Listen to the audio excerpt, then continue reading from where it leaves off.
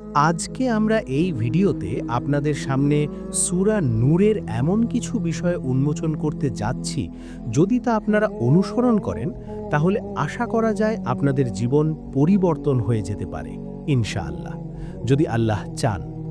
মহাবিশ্বের বিশালতার আড়ালে লুকিয়ে আছে এক পরম সত্য। আমরা যাকে অন্ধকার বলি তা আসলে আলোর অনুপস্থিতি ছাড়া আর কিছুই নয়। কিন্তু এমন এক আলো আছে যা কখনো নেভে না, যা চোখের নয় বরং অন্তরের দৃষ্টি দিয়ে দেখতে হয়। সেই আলোর পথ দেখাতেই অবতীর্ণ হয়েছে পবিত্র কুরআনের এক অনন্য অধ্যায়, যা আমাদের আত্মাকে অন্ধকার থেকে মুক্ত করে এক উজ্জ্বল গন্তব্যের দিকে নিয়ে যায়। আসসালামু আলাইকুম ওয়া রাহমাতুল্লাহ। হে সত্যের সন্ধানী ভাই ও বোনেরা, আপনি যদি একজন ঈমানদার হিসেবে আপনার অন্তরে আল্লাহর নূরের প্রতিফলন ঘটাতে চান, তবে আজকের এই ভিডিওটি আপনার জন্য।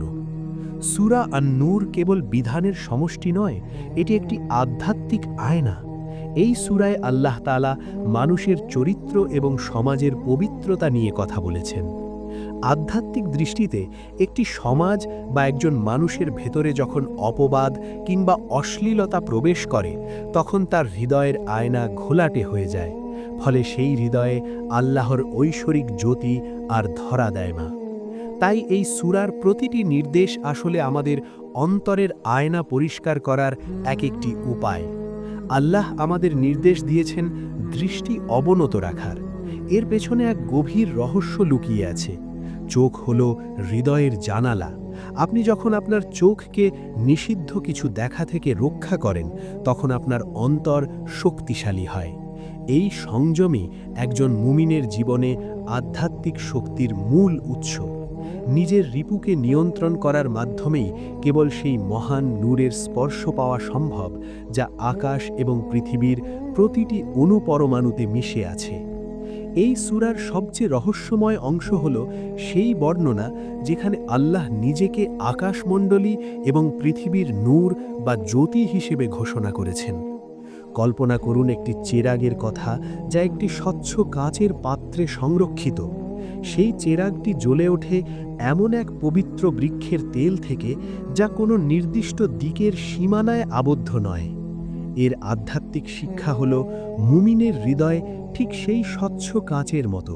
যখন ঈমানের তেল দিয়ে সেই হৃদয় আলোকিত হয়, তখন বাইরের কোনো অন্ধকারের সাধ্য নেই সেই আলোকে নিভিয়ে দেওয়ার।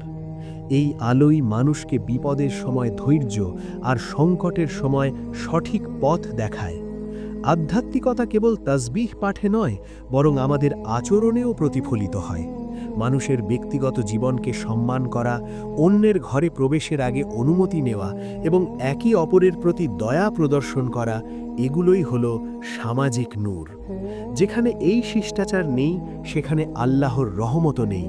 তাই একজন ঈমানদার হিসেবে আমাদের জীবনের প্রতিটি পদক্ষেপে এই সৌন্দর্য ফুটিয়ে তুলতে হবে। পরিশেষে বলা যায়, সূরা আন-নূর আমাদের শেখায় যে আলো বাইরে কোথাও নেই, আলো আছে আপনার ভেতরে। যদি আপনি আপনার অন্তরকে পবিত্র রাখতে পারেন, তবে পুরো পৃথিবী আপনার কাছে আলোকিত মনে হবে। আল্লাহ আমাদের সবাইকে তার সেই বিশেষ নূরের ভাগীদার হওয়ার তৌফিক দান করুন।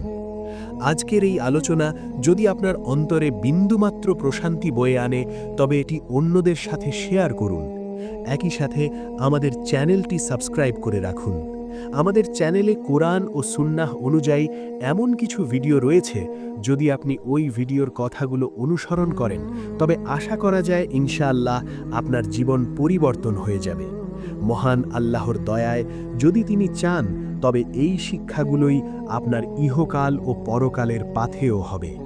আর আপনারা যারা নিয়মিত এমন জীবনমুখী ও আধ্যাত্মিক বিষয়বস্তু নিয়ে সরাসরি আমাদের সাথে যুক্ত থাকতে চান, তারা আজই আমাদের টেলিগ্রাম চ্যানেলে জয়েন করুন। আমাদের টেলিগ্রাম চ্যানেলের লিংক নিচের ডেসক্রিপশন বক্সে দেওয়া আছে। পরবর্তী ভিডিওতে আবার কথা হবে ইনশাআল্লাহ। ততক্ষণ পর্যন্ত আল্লাহর আশ্রয়ে ভালো থাকুন। আসসালামু আলাইকুম ওয়া রাহমাতুল্লাহ।